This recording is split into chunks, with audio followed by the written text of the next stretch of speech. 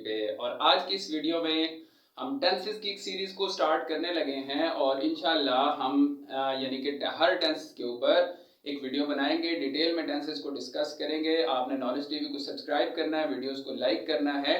और इस टेंसेस की सीरीज को स्टार्ट करने का मकसद ये है कि मुझे बहुत सारे स्टूडेंट से ये बात सुनने को मिलती है कि टेंसेस के हवाले से उनके कॉन्सेप्ट जो हैं वो क्लियर नहीं होते। टीचर्स उनको पढ़ाते हैं, उस टाइम पे उनको समझ आ जाते हैं, लेकिन बाद में वो टेंसेस में दोबारा से उनको इश्यूज होते हैं और उनको अंडरस्टैंडिंग नहीं होती।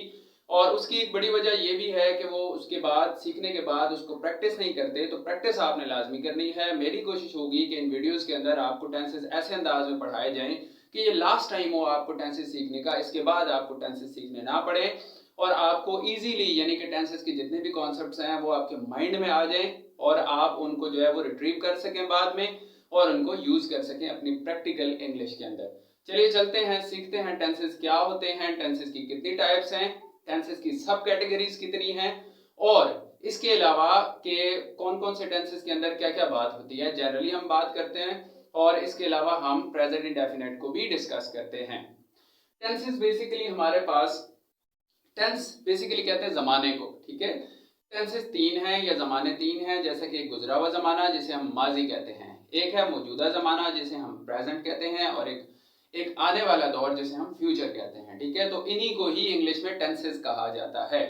तो टेंसेस जो है basically present, past and future, तीन टेंसेस हैं। अब इन टेंसेस को फिर मुख्तलिफ अंदाज से इनकी सब कैटेगरीज होती हैं, यानी कि इन तीनों टेंसेस के साथ चार चार जो है वो ब्रांचेस अटैच्ड हैं, ठीक है। उन चारों के नाम एक ही हैं, सिर्फ प्रेजेंट के साथ लगती हैं तो उनके नाम प्रेजेंट से एसोसिएट हो जाते हैं, पास्ट के साथ लगती हैं तो उनके नाम पास्ट से एसोसिएट हो जाते हैं और फ्यूचर के साथ लगती हैं तो उनके नाम फ्यूचर से एसोसिएट हो जाते हैं। जिस तरह से present indefinite, present continuous, present perfect and present perfect continuous, past indefinite, past continuous, past perfect and past perfect continuous, and future indefinite, future continuous, future perfect and future perfect continuous। तो जब हम इनकी सब categories को अलग से इनके नामों के साथ अटैच करते हैं तो टोटल नंबर ऑफ टेंसेस हमारे पास आ जाते हैं 12, ठीक है। मेजर जो यानी कि टाइप्स हैं वो 3 हैं, जबकि उनकी सब कैटेगरीज हर टेंस की 4 हैं। तो इस लिहाज से हमारे पास 12 टेंसेस बनते हैं। इन 12 टेंसेस की इंशाल्लाह वीडियोस अलग, हर टेंस की अलग वीडियो जो है वो चैनल के ऊपर पोस्ट की जाएगी। आपने चैनल के साथ जुड़े रहना है, चैनल को सब्सक्राइब करना है, वीडियोस को लाइक करना है और अपने दोस्तों के साथ लाजमी शेयर करना है ताकि आप लोगों के कॉन्सेप्ट भी क्लियर हो और आपके दोस्तों के कॉन्सेप्ट भी क्लियर हों। तो बात करते हैं हम आज पहले टेंस की, यानी प्रेजेंट इंडेफिनिट टेंस की। प्रेजेंट इंडेफिनिट टेंस वो टेंस होता है, एक तो बात हो रही प्रेजेंट की, एक हो रही है इंडेफिनिट। इंडेफिनिट में वो चीजें होती हैं, देखें दो वर्ड्स हैं, एक है डेफिनेट, एक है इंडेफिनिट। डेफिनेट में हमें मालूम होती है कोई चीज कि किस टाइम पे हो रही है, कैसे हो रही है, जबकि इंडेफिनिट में हमें एग्जैक्टली नहीं मालूम होता कि कौन सी चीज की बात हो रही है, किस टाइम की बात हो रही है, ठीक है। तो कोई भी चीज जो है वो डेली बेसिस के ऊपर होती है। अब किस टाइम होती है, किस टाइम नहीं होती, इसमें टाइम नहीं बताया जाता, बस ये बताया जाता है कि ये चीज जो है वो होती है, या हमें पढ़ाया जाता है या हमें सिखाया जाता है, ठीक है।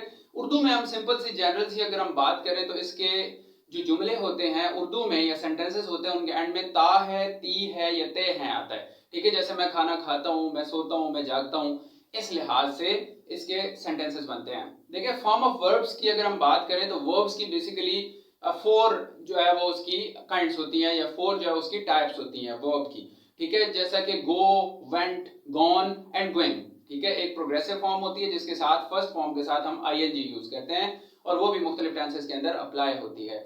इसके अंदर first form of verb use हो रही है, जैसे गो है ना तो गो यूज हो रही है, ठीक है। इसी तरह अवेक है तो अवेक यूज हो रही है, इसी तरह राइट है, राइट रोड रिटर्न तो राइट यूज हो रही है, ठीक है। तो फर्स्ट फॉर्म ऑफ वर्ब हमने प्रेजेंट इंडेफिनिट टेंस के अंदर यूज करनी है। और इसके अलावा कुछ प्रोनाउंस की 2 लाइंस हैं, प्रोनाउंस की उनकी कैटेगराइज किया गया उनको, तो उस हवाले से हमने इन प्रोनाउंस को याद रखना है। जैसे कि for example he, she, it और एस बाय एन का मतलब होता है सिंगुलर नाउन। सिंगुलर नाउन कोई एक नाम, जैसे अली, अहमद, इस तरह सिंगुलर नाउन एक नाम, ठीक है। तो इनके साथ हमने क्या करना है कि जब भी वर्ब यूज होगा तो जब ये वाले प्रोनाउंस के साथ या सिंगुलर नाउन के साथ कोई सेंटेंस बना होगा उसके साथ हम वर्ब के साथ एस या ईएस, जहां पे एस सूट करेगा वहां एस लगा देंगे, जहां ईएस सूट करेगा वहां ईएस लगा देंगे, ठीक है। तो इस लिहाज से एस या ईएस का इजाफा करना है जहां पे ही, शी, इट और सिंगुलर नाउन्स यूज होंगे। जहां पर आई, वी, दे, यू और प्लूरल नाउन यूज होंगे या इनके साथ कोई सेंटेंस स्टार्ट होगा, प्लूरल नाउन दो या दो से ज्यादा नाम, तो उनके साथ हम एस या एस का वर्ब के साथ इजाफा नहीं करेंगे, सिंपली हम वर्ब की फर्स्ट फॉर्म लगा देंगे। तो इसके अलावा जब भी हम अपने सेंटेंस को इंट्रोगेटिव बनाएंगे, सवालिया बनाएंगे, तो उसके साथ भी हमने डू एंड डस का इस्तेमाल करना होता है। वहां पर जहां पर ही, शी, इट और सिंगुलर नाउन यूज होंगे वहां पर हम डस का इस्तेमाल करेंगे, ठीक है। और जहां पे हम डस का इस्तेमाल इंडेफिनिट्स के अंदर करेंगे तो फिर हमने वर्ब के साथ एस या एस का इजाफा नहीं करना, चूंकि डू के साथ ईएस का इजाफा ऑलरेडी यहाँ पे हो गया, ठीक है। मैं प्रैक्टिकली भी आपको एग्जांपल में बताता हूँ। और जहां पर आई विद दी और प्लूरल नाउन हो वहां पर सिंपली हमने डू को जो है वो स्टार्ट में ले आना है, ठीक है, और इसके बाद प्रोनाउन या नाउन मेंशन करना है और फिर वर्ब मेंशन कर देना है, ठीक है, और एंड में इंट्रोगेटिव साइन। अब एग्जांपल पे आते हैं, ठीक है। एग्जांपल में जैसा कि अली टीच इंग्लिश, अब देखिए टीच फर्स्ट फॉर्म है लेकिन अली सिंगुलर नाउन है, तो टीच के साथ एस का इजाफा किया गया है। जैसे कि मैंने बताया था कि सिंगुलर नाउन होगा या ही, शी, इट होंगे तो उनके साथ एस या एस का इजाफा होगा, तो इस वजह से अली के साथ टीच के साथ वर्ब के साथ एस का इजाफा हुआ, ठीक है। इसके बाद जब हम नेगेटिव बनाएंगे तो फिर भी हम क्या करेंगे, डू एंड डज का इस्तेमाल करेंगे। यहाँ पे देखें नेगेटिव बनाते हुए फॉरन नाउन के प्रोनाउन के बाद डू एंड डज का इस्तेमाल करते हैं, तो ही, शी, इट और सिंगुलर नाउन के साथ डज का इस्तेमाल होता है, तो डज के साथ ईएस अपना मौजूद है, तो अली डज नॉट टीच हो जाएगा, एस या ईएस का जो ईएस है वो रिमूव हो जाएगा यहाँ से, ठीक है। Ali does not teach English, ठीक है। तो अब डज के साथ ईएस अपना यूज हुआ है, लिहाजा हम यहाँ से रिमूव कर देंगे ईएस को। जब हम इंट्रोगेटिव बनाएंगे तो इसी डॉस को जो है वो शुरू में ले आएंगे और अली को दूसरी साइड पे ले जाएंगे, ठीक है। प्रोनाउन और हेल्पिंग वर्ब्स, यानी ये जो डू एंड डज है ना, ये हेल्पिंग वर्ब्स हैं, और अली और या इसके अलावा ही, शी, इट ये क्या है, प्रोनाउंस है, इनकी प्लेस चेंज कर देंगे, ठीक है, इनको ना रिप्लेस कर देंगे। डू एंड डज को जो है वो शुरू में ले आएंगे, प्रोनाउन और नाउन को बाद में ले जाएंगे, ठीक है। तो इस हवाले से इनकी पोजीशन चेंज करेंगे तो क्या हो जाएगा, डज अली टीच इंग्लिश। अब देखें ईएस यहाँ पे लगा हुआ है तो वहां पे फिर भी उसी तरह से ईएस ही आएगा, ठीक है, और एंड में इंट्रोगेटिव साइन यानी जो क्वेश्चन मार्क होता है वो आ जाएगा, ठीक है। तो इस तरीके से ये चेंजेस हमने करनी है।